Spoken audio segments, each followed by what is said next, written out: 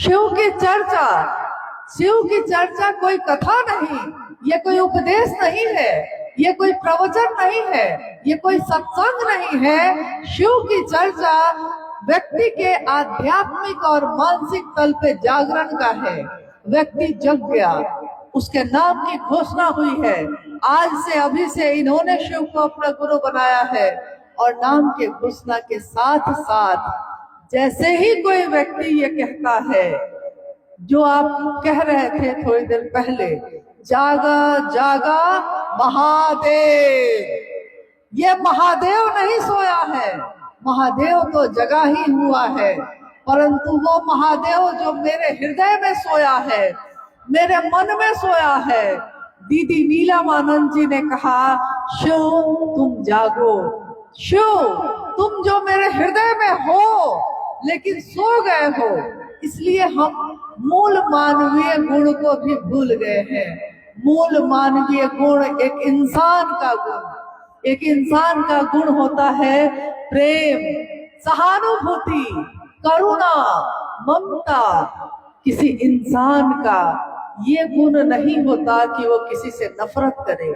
ये इंसान का गुण नहीं कि वो किसी से जलन करे। ये इंसान का गुण नहीं कि वो किसी को की हत्या कर दे। इंसान का गुण है कि किसी के प्राण को वो बचा ले। इंसान का गुण है कि किसी सोते हुए को कंबल ओढ़ा दे। इंसान का गुण है कि किसी भूखे को भोजन करा दे, किसी को कपड़ा नहीं है तो कपड़ा दे दे। और कुछ नहीं दे सकता, अगर कपड़ा भी नहीं दे सकते, भोजन भी नहीं दे सकते, तो महादेव तो दे सकते हैं। इंसान का ये गुण है कि जीव शिव होता है, और जब कोई शिव होता है तो वो दूसरों में भी वही बांटता है, शिव ही बांटता है। जो मेरे दिल में होगा वही हम आपको दे सकेंगे। मेरे दिल में अंधेरा है तो हम आपको अंधेरा ही देंगे। मेरे दिल में अगर रोशनी है, चिन्मय ज्ञान की रोशनी है, तो हम आपको भी रोशनी ही देंगे। किसी के हाथ में जलता हुआ दिया हो और वो एक अंधेरे घर में प्रवेश करे, तो उस अंधेरे घर में भी उस दिए से रोशनी होगी। मेरे हाथों में अगर रोशनी है तो हम आपके घर में भी रोशनी लेकर जाएंगे। मेरे दिल में अगर महादेव धड़केंगे तो हम आपके दिल में भी महादेव को ही धड़काएंगे।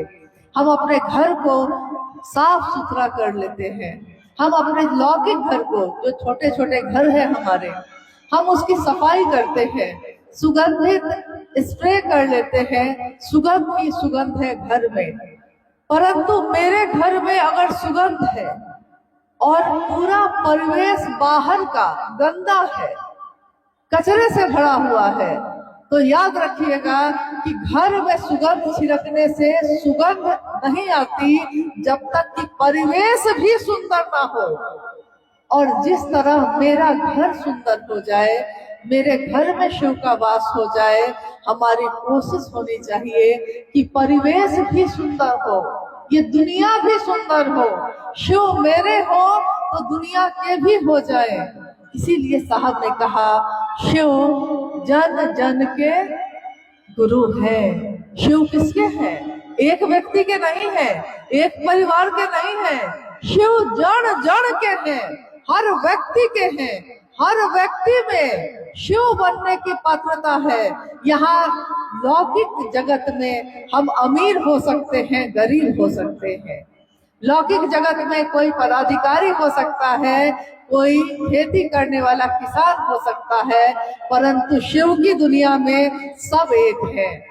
दरबार में सच्चे शिव गुरु के दुख दर्द मिटाए जाते हैं।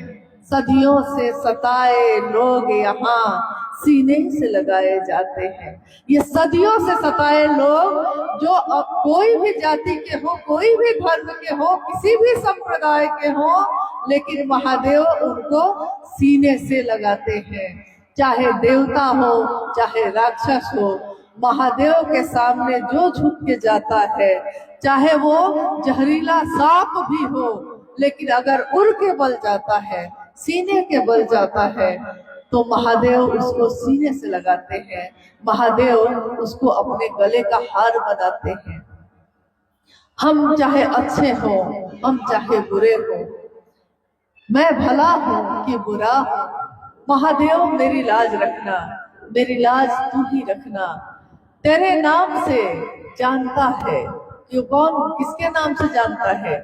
आज अगर हम और आप यहाँ इकट्ठे हुए हैं, कोई भी अगर अरवल में आया है और महादेव की बात के लिए आया है, तो वो किसके नाम से आया है, वो महादेव के नाम से आया है। मुझे जानता है गुरुवर तेरे नाम से जमाना, महादेव के नाम से ही जमाना जानता है। अगर महादेव का नाम न होता तो जमाना नहीं जानता। जमाने में तो हम पहले भी थे, मगर महादेव के सामने समर्पण किया किसी ने, महादेव के सामने झुक गया कोई, तो वो महादेव का हो जाता है।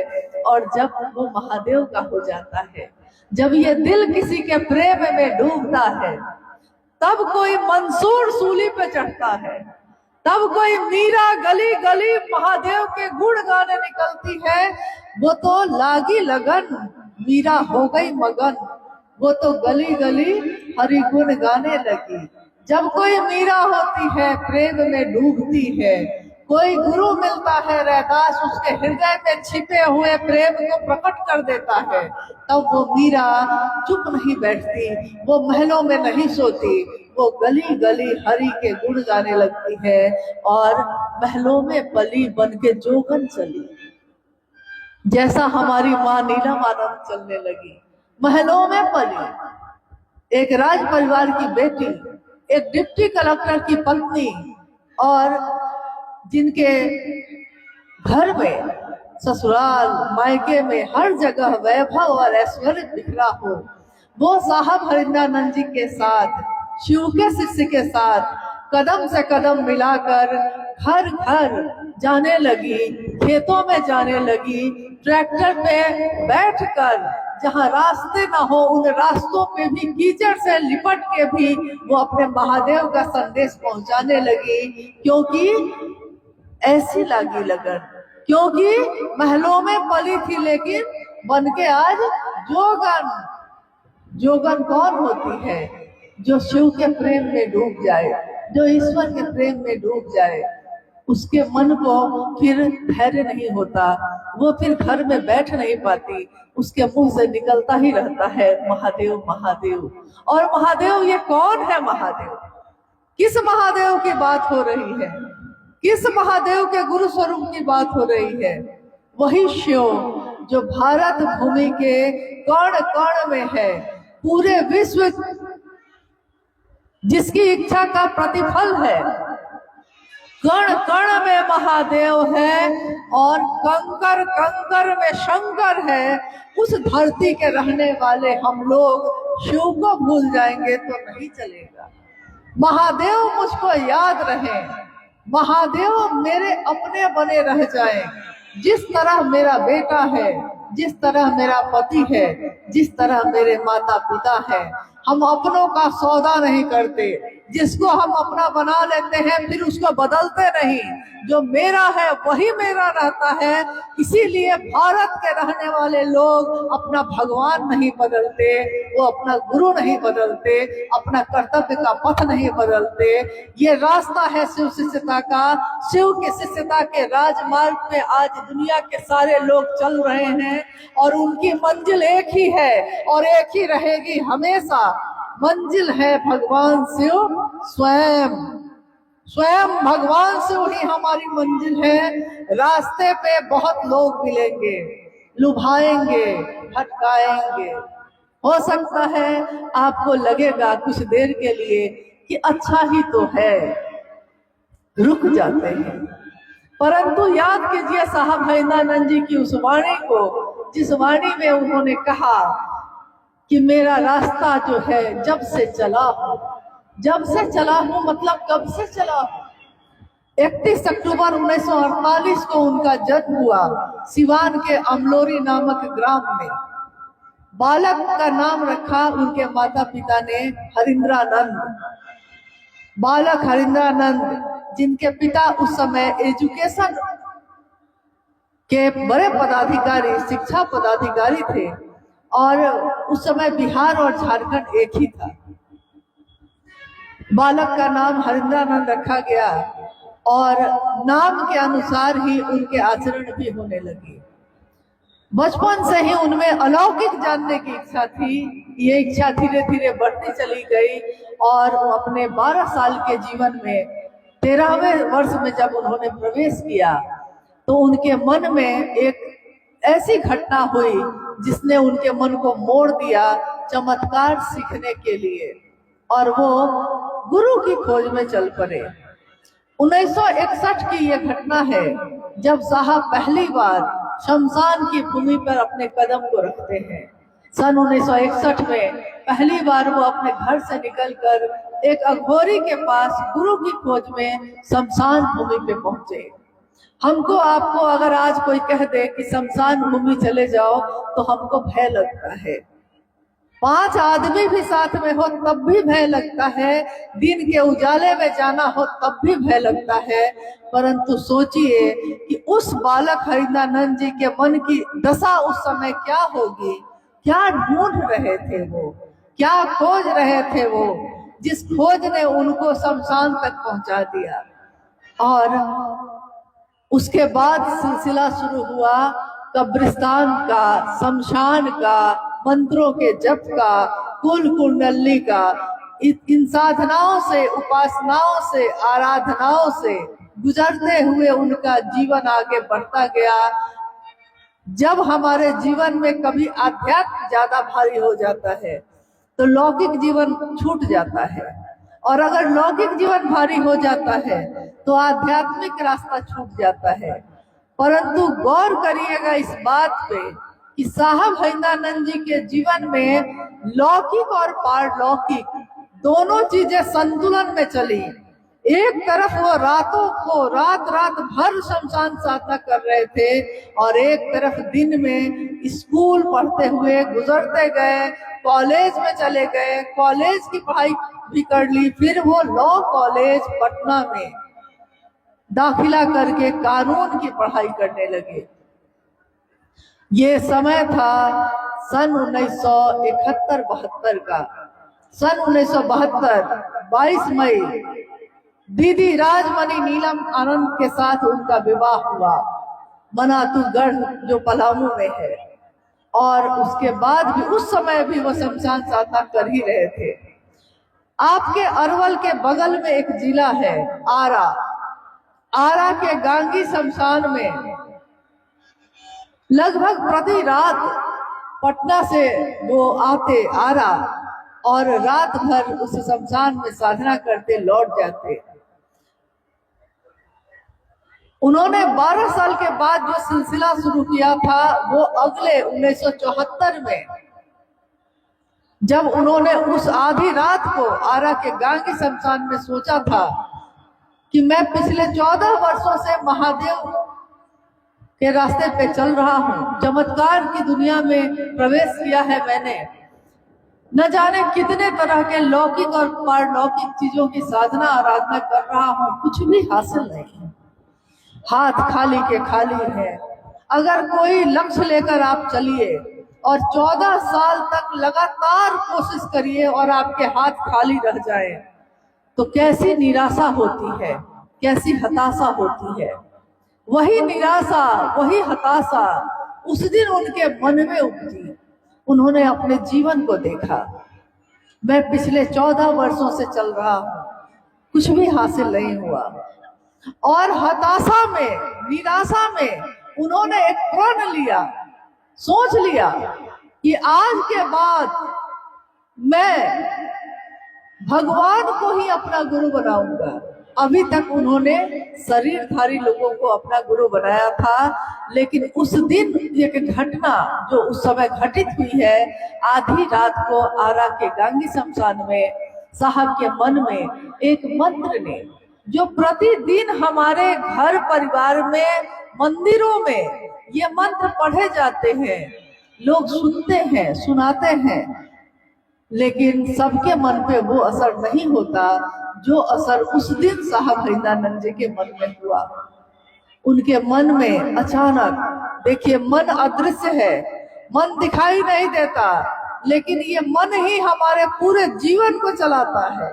मन ही सुख और दुख लेता है, मन ही पराया और अपना समझता है। उस दिन उनके मन में एक श्लोक गूंज उठा। श्लोक था, गुरुर ब्रह्मा गुरुर विष्णु गुरुर्देवो महेश्वर, गुरु साक्षात पर ब्रह्मा तस्मै श्री गुरुवे नमः। गुरु में ब्रह्मानी शक्ति होती है, गुरु में वैष्णवी शक्ति होती है, गुरु में रुद्रानी शक्ति होती है, यहाँ तक कि गुरु स्वयं परम ब्रह्म परमात्मा होते हैं। और साहब ने सोचा कि जब गुरु परमात्मा होते हैं, वो परमात्मा गुरु क्यों नहीं है? मैं क्यों भटकूं दुनिया में, दुनिया बनाने वाले के पीछे क्यों न जाऊं? और उन्होंने भगवान से वो अपना गुरु बना लिया। 1974 के बाद से लेकर फिर वो बिहार प्रशासनिक सेवा में आए और डिप्टी कलेक्टर के पद पे पदस्थापित होते हुए साहब का जीवन आगे बढ़ा है। 1982 में जब वो पाटन में बहुत सारे चमत्कार होने के बाद मधेपुरा गए, पहली बार उन्होंने लोगों से महादेव की बात करनी शुरू की। लोगों ने कहा कि कोई नई बात नहीं है। कौन सी नई बात आप कह रहे हैं? ये तो पहले भी शास्त्रों में भी लिखा हुआ है। साहब को झटका लगा। उनको लगा कि जिस बात को मैं रहस्य समझ बैठा था, वो लोग कहते हैं कि ये किताबों में लिखा है। तो पहली बार उन्होंने किताबें मंगवाई और किताबों का अध्ययन किया, पुराणों का, वेदों का, उपनिषदों का, साहित्य का, तंत्र साधना का, तंत्र और साहित्य का, यानी सभी ग्रंथों का जब उन्होंने अध्ययन किया तो उन्होंने पाया कि ये बातें किताबों में लिखी हुई थी। जो बातें किताबों में हजारों साल से लिखी हुई थी, उसको कोई भी अपने जीवन में उतारने को तैयार नहीं था। जगत गुरु शिव गुरु के पद पे बैठे थे, परंतु जमाने में कोई उनका शिष्य न था। पूरे शास्त्रों को देख लिया उन्होंने, 112 शिष्य और प्रशिष्य का जिक्र था, इसके अलावा किसी का जिक्र नहीं था। यानी लोग शिव के शिष्य हुए ही नहीं।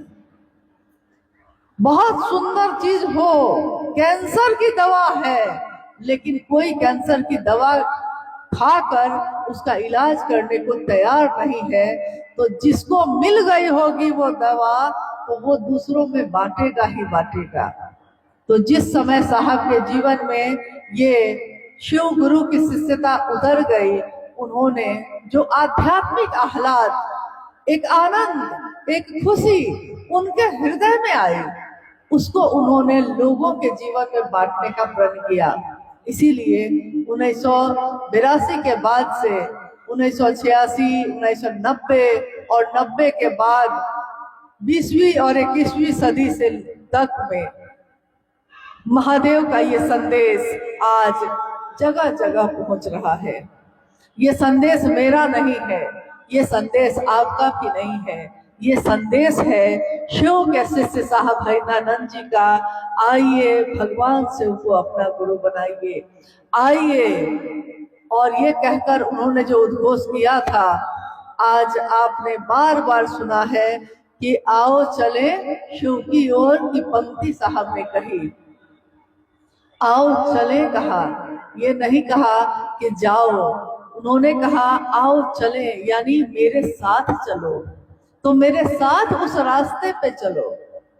कहा ये मानव का, इंसान का शिव की तरफ उन्मुख होने का उद्घोष है। ये उद्घोष नहीं, जय घोष नहीं, ये कोई नारा नहीं है, ये मानव का शिव की दिशा में चलने का, ऊर्ध्वमुखी होने का रास्ता है। और इसीलिए साहब श्री ने बार बार कहा कि व्यष्टि का नकाब हटाइए, समष्टि की ओर चलिए। व्यष्टि का अर्थ होता है व्यक्ति, इंसान। समष्टि का अर्थ होता है दुनिया, समाज। व्यष्टि का नकाब, आज हर व्यक्ति अपने चेहरे पे नकाब लेकर बैठा है, कोई दिल से नहीं मिलता। सबके चेहरे पे एक नकाब है, दिल से मिलने में घबराहट है, हर व्यक्ति दिमाग से मिल रहा है। साहब कहते हैं, शिव के शिष्य साहब हरिनानंद जी कहते हैं, व्यष्टि का नकाब हटाओ। जो तुमने आवरण चढ़ा रखे हैं अपने अपने चेहरे पे, अपने मन पे, उस व्यष्टि को हटाओ, उस नकाब को हटाओ और दिल में महादेव की शिष्यता लेकर समाज में उतरो। समाज को महादेव से जोड़ो, शिव से जोड़ो।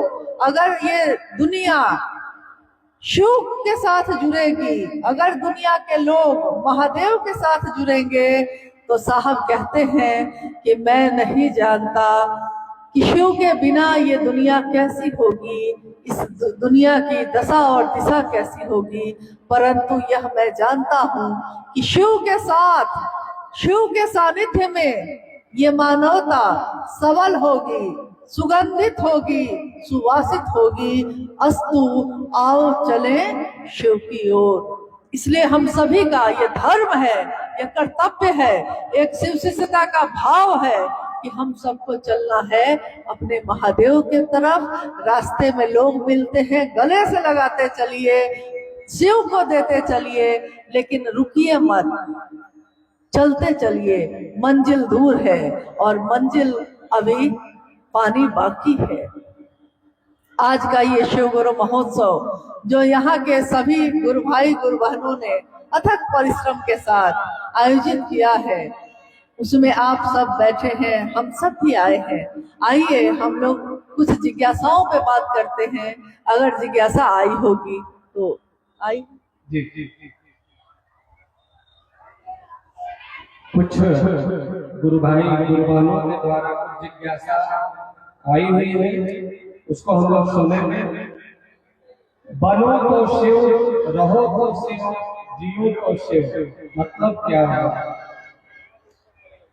ये पंक्ति है साहब हरिनानंद जी की। याद रखिएगा, जिसकी बोली होती है, जिसकी आवाज होती है, जिसका संदेश होता है, उस वाक्य में, उस मंत्र में, उस अक्षर में उस व्यक्ति की ताकत होती है, उनकी ऊर्जा होती है। मंत्र में मंत्र के देवता की ऊर्जा होती है। उसी तरह ये वाक्य है, बनो तो शिव, रहो तो शिव, जियो तो शिव। ये पंक्ति है साहब हरिनानंद जी की। इसलिए इस पंक्ति में जो उन्होंने कहा है उसमें उनकी ऊर्जा है, इसमें उनकी शक्ति है, ताकत है। जिसमें वो कह रहे हैं कि कोई डॉक्टर बनना चाहता है, कोई इंजीनियर बनना चाहता है,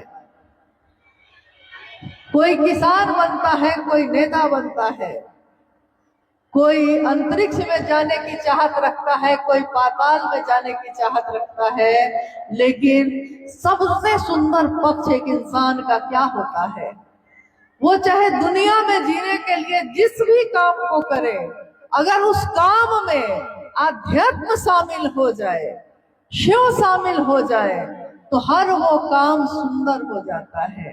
तो बनना है तो शिव बनो, बनो तो शिव। बाकी सारे पद उनसे छोटे ही हैं, बाकी चीजें छूट सकती हैं। पकड़ा है आपने आज, लेकिन क्या ये अस्थाई है? आज जिस स्थान पे आप हैं वो क्या हमेशा आपके साथ रहेगा? नहीं, मिला है फिर छूटेगा, फिर मिलेगा फिर छूटेगा। क्योंकि दुनिया में आज जो चरम पे है, कल को वो ना होंगे। साहब ने बार बार कहा कि बहारे दिन है, आज बहार के दिन है, तो आप भूल जाते हैं अपने पीछे के जीवन को, आने वाले जीवन को। आपको लगता है कि आज का जीवन ही सबसे अच्छा है, आप नहीं जानते आगे क्या होगा। बहार दिन है चंद रोजा, बहार के ये दिन चंद रोज के होते हैं। बहार दिन है चंद रोजा, न चल यहाँ सर उठा उठा कर, अकर के मत चलिए, अहंकार में डूबकर मत चलिए, कब छिन जाएगा आप क्या जानते हैं। न चल यहाँ सर उठा उठा के, कज़ा ने, वक्त ने, काल ने, मौसम ने कज़ा ने ऐसी हजार सूरत बिगाड़ डाली बना बना कर, न चल यहाँ सर उठा उठा कर। मौसम ने कितने लोगों को बदल दिया, बिगाड़ दिया, लेकिन शिव की शिष्यता एक ऐसा भाव है, एक ऐसा परिचय है, एक ऐसा रूप है कि हम कुछ भी होंगे जीवन में, मगर शिव के शिष्य तो होंगे ही होंगे। हो सकता है मेरे पास से सब कुछ छिन जाए, ये लौकिक जीवन बदल जाए, मेरा आज का परिचय धूमिल हो जाए, परंतु शिव की शिष्यता नित्य है, नवीन है, सुंदर है और अस्थाई है। सत्यम शिवम सुंदरम है, सत्य जो बदलेगा नहीं कभी, शिव का साथ कभी बदलेगा नहीं, सुंदरता जिसका कभी क्षय नहीं होता, ऐसा सत्य, ऐसी सुंदरता जो कभी घटती नहीं है। तो बनना है तो बनो तो शिव। साहब श्री ने कहा रहो तो शिव, रहना है इस जीवन में तो और सारे रूप बदल सकते हैं, लेकिन शिव का रूप नहीं बदलेगा। रहना है तो शिव जैसा रहिए, जीना है तो जियो तो शिव, जीना है तो शिव जैसा जीना है। कैसे जीते हैं शिव? शिव कैसे जीते हैं? यहाँ तक कि शिव के मंदिरों में भी आपने देखा होगा कि कहीं कहीं मूर्ति है, अक्सर जगहों पे शिवलिंग ही है, प्रतीक है। शिव कैसे है? तस्वीरों में जो शिव है किसी ने तो बनाया होगा, किसी ने तो शिव का वो दर्शन किया होगा, तब उसने चित्र में उकेरा होगा। शिव चित्रों में कैसे है? अन्य देवी देवता सिंहासन पे बैठे हैं, अन्य देवी देवताओं ने आभूषण ऊपर से नीचे तक पहन रखा है, परंतु शिव के बारे में कहा जाता है कि त्रैलोक को देने वाले हैं, त्रैलोक पति हैं, तीनों लोकों के पति हैं। तुम त्रिभुवन गुरु वेद बखाना, तीनों त्रिभुवन के गुरु हैं, सब कुछ है, आदि योगी है, आदि गुरु है, महाकालेश्वर है, महायोगेश्वर है, नटराज है, नीलकंठ है, न जाने क्या क्या है वो, लेकिन वो महादेव जो सब कुछ है, चित्र में देखिएगा कि कैसे बैठा है, निहंगी, शरीर पे कोई वस्त्र नहीं, चिता का भस्म लगाए, मौत ही सच है, इसको दर्शाते हुए चिता का भस्म जिनके शरीर पे लगा है, कलंकित चंद्रमा जिनके माथे पे शोभायमान है, और विषधर भुजंग जिनके गले का हार है, वो शिव कैसे बैठे हैं? परम अवस्था है शांति की, शिव के साथ अतुलनीय शांति मिलती है। सब जगह पे उतार चढ़ाव हैं, तरंगे हैं, परंतु शिव के पास अघोर है, वो अघोर जो किसी भी तरह से घोर नहीं होता, जो कुछ भी होने से परम शांत है। तो साहब ने कहा जियो तो शिव, जो दूसरों को कल्याण कर देने के लिए विष भी पी जाता है, हलाहल का पान करता है मान के साथ, ये नहीं सोचता कि दुनिया ने मुझको क्या दिया है। जब देवताओं ने, राक्षसों ने हलाहल दिया तो मान सहित विष खाई के शंभु जगदीश, मान के साथ विष को भी खा लिया और शंभु इसीलिए जगदीश हुए, जगत के ईश हुए, ईश्वर हुए, क्योंकि ईश्वर बनना आसान नहीं होता, तो बनना है, रहना है, जीना है तो शिव जैसा जीना है, जो परम शांत है, दूसरों का कल्याण करते हैं, कभी किसी का अहित नहीं सोचते। शिव के शिष्यों को भी कभी किसी का अहित नहीं सोचना चाहिए और ना अहित करना चाहिए। दूसरों का कल्याण करने में महादेव हमेशा अपने शिष्यों का साथ देते हैं, मदद करते हैं, इसलिए शिव का साथ लीजिए। अगली जिज्ञासा है कि साहब कहा करते थे भीड़ का कोई गणित नहीं होता, आखिर इस पंक्ति का भाव क्या था? देखिए, भीड़ बहुत जगहों पे होती है, मेला लग जाए तब भी भीड़ हो जाती है, नाच का आयोजन हो तब भी भीड़ लग जाती है, कहीं कोई ऐसा कार्यक्रम फुटबॉल क्रिकेट चल रहा हो, खेल का मैदान हो, वहां भी भीड़ लग जाती है। तो भीड़ का कोई गणित नहीं है। यानी भीड़ को देखकर आप ये नहीं कह सकते कि सारे लोग खेलने वाले होंगे, क्योंकि बहुत सारे लोग देखने वाले होंगे, तमाशा देखने आए हैं। लेकिन क्या शिव की शिष्यता भी तमाशा है? क्या शिव की शिष्यता भी दर्शक बनने की प्रक्रिया है? नहीं। शिव के शिष्य चाहे एक दिवसीय कार्यक्रम करते हैं, चाहे वो छोटे छोटे साप्ताहिक चर्चा स्थलों को चलाते हैं जहां 50, 100, 200 लोग आते हैं, चाहे वो लाखों की भीड़ में जाते हैं, तब भी शिव का शिष्य हमेशा स्वयं और समूह को शिव भाव से भरने की मानसिकता में ही जाता है। उसके लिए शिव का शिष्य भाव, उसके लिए अपने गुरु शिव की गरिमा तमाशा नहीं है, उसके लिए ये दर्शक दीर्घा बनाने की प्रक्रिया नहीं है, इश्क है, ये तमाशा नहीं है। इश्क है, मोहब्बत है, प्रेम है, और प्रेम में दिया जाता है, प्रेम में लिया नहीं जाता।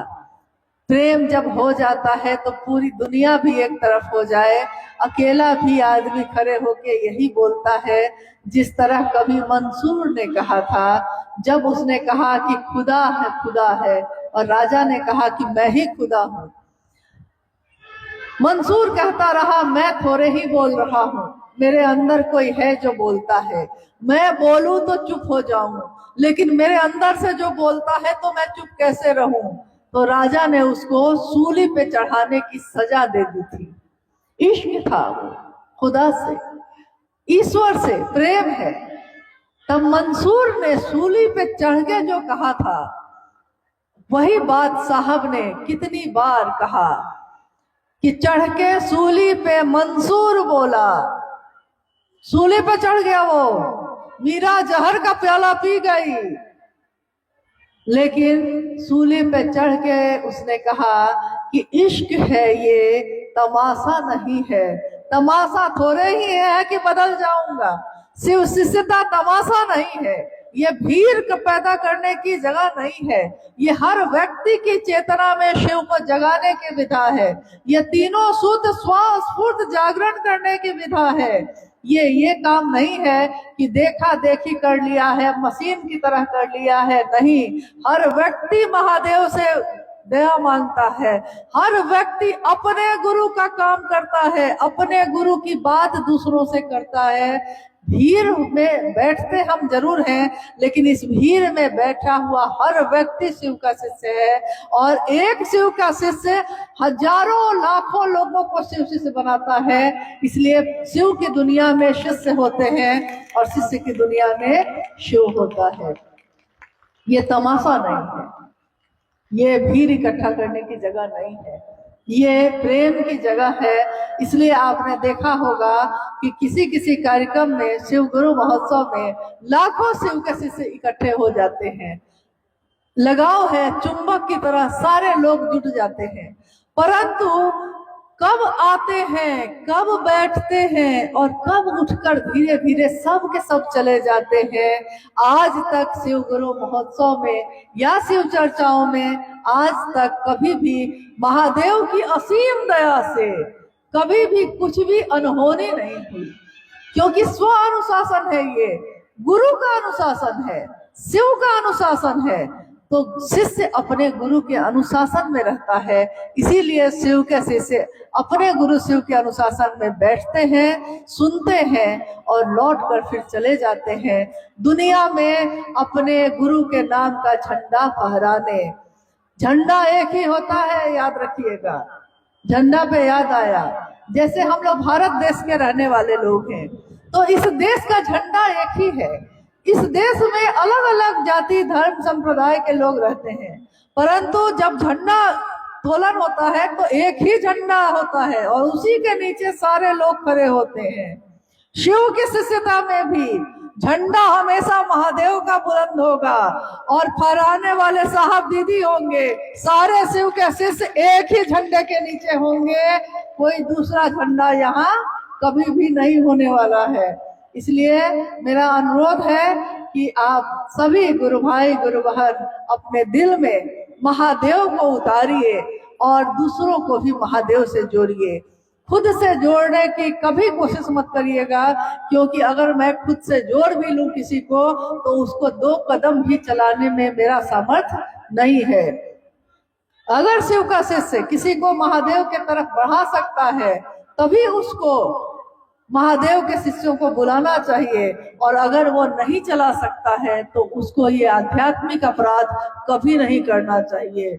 शिव चर्चाओं का आयोजन हमेशा सदैव शिव के लिए होता है, इसीलिए इन सभी आयोजनों को हम अपने गुरु के चरणों में समर्पित करते हैं और उनसे अनुरोध करते हैं, अपने गुरु शिव से ये कामना करते हैं, ये याचना मांगते हैं कि जो साहब ने चाहा है कि हम सभी का मन शिव की दया की अतल गहराइयों में समाहित होता रहे, हम सभी शिव शिष्यों का मन इस प्रेम में डूबता रहे।